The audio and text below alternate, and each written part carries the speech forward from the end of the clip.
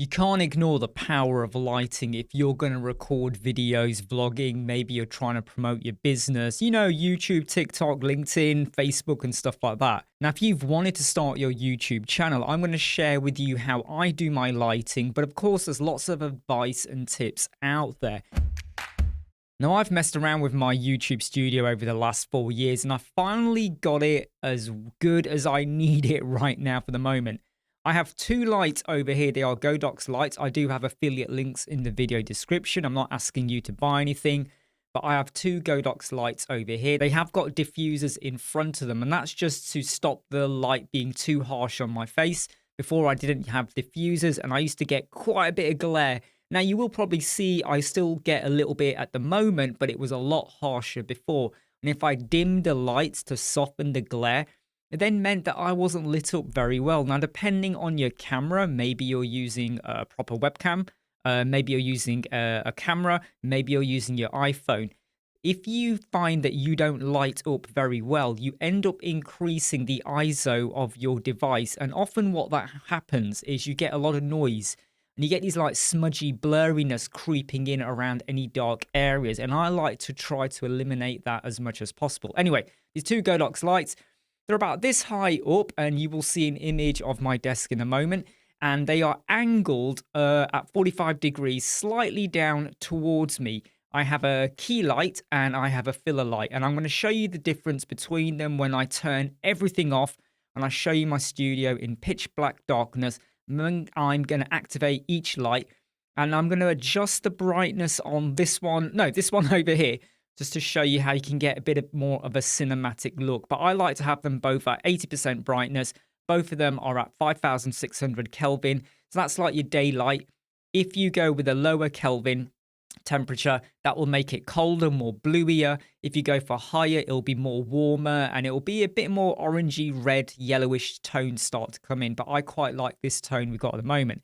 I have got a light on that shelf over there. Just make sure I point to it correctly. It's a little tube light, just a little LED light, they're about $10. And I've got the same thing over there as well, just behind my laptop. And that just creates a bit of radiance behind me. Now, you can have loads of powerful LED lights. That's totally okay. You want to go for a real purple, bluey color, green, whatever you want. You can even do it with like loads more lights, so you're not in a dark environment. There is no right or wrong rule. All you got to do, though, is make sure you are lit up very well. You don't want to be in a really, really dark room where people can't really make you out. But again, that could depend on the look you're going through for your channel and what kind of videos you're doing. I also have a light over here. This actually is a salmon color. It never looks like a salmony, pinkish, reddish, orangish color when I show this over here. But can you see on my arm? That's the color of the bulb. If I turn this away like that, or put it away, you'll see now the background is not lit up as well. If I turn it back again, we get a little bit of a subtle glow. If I moved it closer somewhere there, it would affect it more. I like to have it somewhere around about here, slightly angled towards me and slightly angled to the light. So what happens is I get a little bit of a glow here. I could apply a backlight as well above me, somewhere up there, just shining at the back of my head, just to separate me from the background. But I find the lighting I've got works quite well. But I have got this tripod with this LED light. This is super powerful. You charge it up, USB-C, and I can turn it on. And this is really good. This is really, really bright. I can adjust the temperature, and I can adjust the brightness as well. This actual tripod does go up to 2.2 meters in height. So if I'm recording anywhere else in the house, and you will see videos of those coming out, I am now a lot more better lit up, so I can make sure that I'm not just relying on daylight, your curtain windows. And I could have this behind me, but I can't be bothered. So just touching on something I mentioned there, some people don't have lighting, and what they do is they position their desk to be near a window. And the mistake you make is with the window directly in front of you, because it can really overpower, because sometimes daylight can be quite strong. Or they're at an angle. And then what happens is this side of the face is lit up and this face is in complete darkness. Or the other problem is, as you're recording, daylight can change. Clouds, could be sunny, could be really grey, misty, rain, whatever. And when it's dark, what you're going to do in that kind of situation? So you want to have your lighting set up in such a way that it doesn't matter what time of day it is. If you want to record, you can get to it. So that was a lot of the theory. Now I'm going to turn off all my lights so you can see what my room looks like, and hopefully the camera will still pick me up. I am using a Sony ZV-E10 Mark II. The ISO on this is set to 180. It's not super low, but it's not high either. So it will let some light through. So you're going to see what I look like in pitch black darkness. Then I will turn on my key light, the one that's shining on me, then my filler light. Now, both of these are at the same temperature and the same brightness, but I just want to show you the difference that you get depending on the lighting.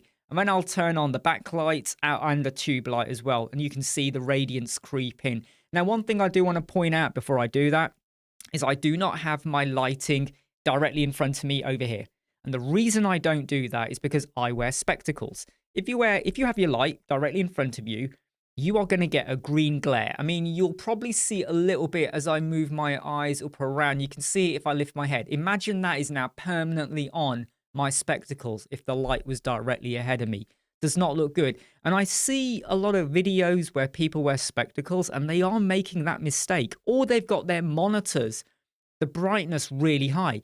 Drop the brightness of your monitors. This one, the main one I use when recording, is right down to 0. There is still a bit of brightness, but it is as low as well, it's not 0, it's about 1, as low as I can get it.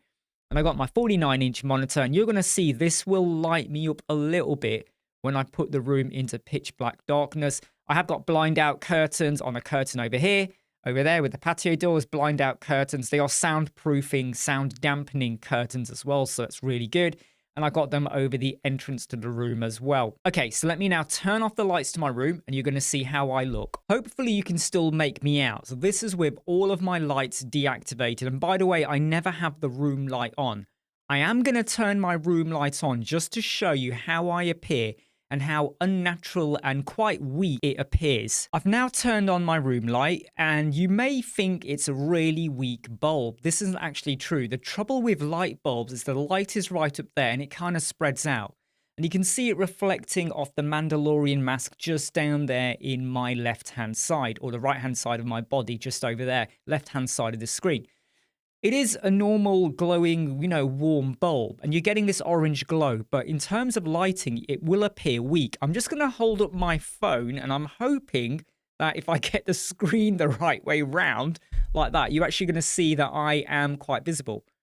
But this is the kind of appearance and look you're going to get if you were just using your room light, and it's not that flattering. Because the light bulb is over there, and I'm sorry because I'm sure you can see me okay. Because the bulb is over there, the light is coming down this way. So this part of my face is lit up. That part, not so much. But you can see over here, things are looking pretty well. I mean, it's reasonable, but I wouldn't recommend recording videos with this kind of quality lighting. So let me now turn on my key light over here. I'm only going to turn on one of them. And I've also turned off my room light as well, because it's so artificial in the way it spreads light and disperses it. That's my key light on. 600 Kelvin temperature, 80% brightness. I can drop it down, increase it if I want, and it's now lighting up this side of my face. Because my light is over here, this part of me is very much in shadow. Now, like I said, if the light was directly in front, it would hit me over here and probably light up a bit of the background as well, but it would be directly on my face, and I would probably get a bit of glare across my nose. Now, having it angled means you will get a little bit of glare maybe here. The light is diffused because of the panel I've got in front, just to help spread it, disperse the light a bit. You don't have to get powerful lights. You could have a strong key light here, and you could have a weaker filler light just to fill up the shadows. Now, I like to have them at the same temperature, and you're going to see why in a moment. And when I put the filler light on, you can see that my face is more evenly lit up. Again, same temperature, same brightness. And the reason I like to have them equal is because I don't want to cast any shadows. Now, I have done videos where I have played around with it, but I have found that when it comes to editing and how it will appear on the TV screen or a big monitor 4K quality, this works really, really well. But I'm just going to make a point. You could have 2 light sources, the key light and the filler light, but you could make the key light actually be dimmer. So now your key light is actually this one over here. So we'll leave this at 80%. I'm going to dim this one down to about 25%, and it will create a shadow here. not a massive shadow, but it will be a weaker light source than what I have. And that's because I want to go for a cinematic look. Can you see how my face is still lit up by this light, 80%? But over here, it's more shadowy, but it's not completely in darkness. Because one thing you will learn about cinematic movies or TV shows, watch them and you will now notice this more than ever. A lot of people, when the camera is on their face and they're slightly angled away, they are talking into the shadow. So the bit that's closest to the camera is more in shadow than the other side, which might be lit up by light, window, whatever. Even when they're outside, you're going to notice this now. Even when someone's outside, on a movie, the part of their face that's closest to the camera will probably be more in a shadow, and that's a real cinematic effect. I have done videos using this, but I realized over time that having them at equal brightness looked better. Now I am going to turn off what was my key light, just so that you can see what the filler light looks like on its own, because I did earlier show you it with this one off and this one on, just to reiterate how if you only have one light coming from this side, this will be quite dark. And that should be evidently clear right now. So you can see this is lit up and this is just darker now. And again, depending on the look you want to go for, I mean, this is like real hardcore, proper cinematic now. You're talking into the shadow. Your face is angled away from the camera and you're now talking into the shadow. Now I'm going to pop these back both on to be 80%, and then I'm going to activate the backlight. So first let me pop these back to 80% so that I'm evenly lit up. But as you can see, the background, there's no warmthness coming up. And if you want to pop like a bulb or a lantern or a lamp or something, and it doesn't even have to be, warm color. It can be a really strong blue color, a purple color, whatever you want to go for. Just something just to add a little bit of distance between you and your background. So like I said, I got a light over there on the shelf. I got one behind me as well. And then I've got this tube light, which is currently off. So I'm now going to turn all of those on and just watch the difference it makes to the background. There we go. Look at that.